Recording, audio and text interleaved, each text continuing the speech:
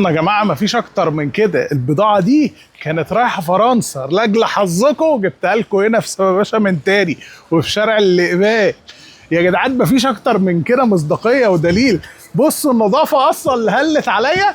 انا مش عارف انتوا عايشين هنا في الجو ده بتاع ايجيبت ازاي. مش معقوله كده يا جدعان. كررتها لكم من تاني. الشنطه دي في منتهى الجمال.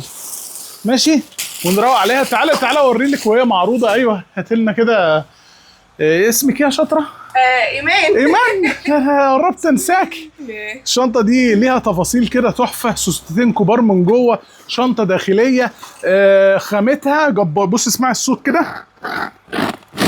يا رب الصوت يكون واصلكم. صوت وصوت وضوء وكله.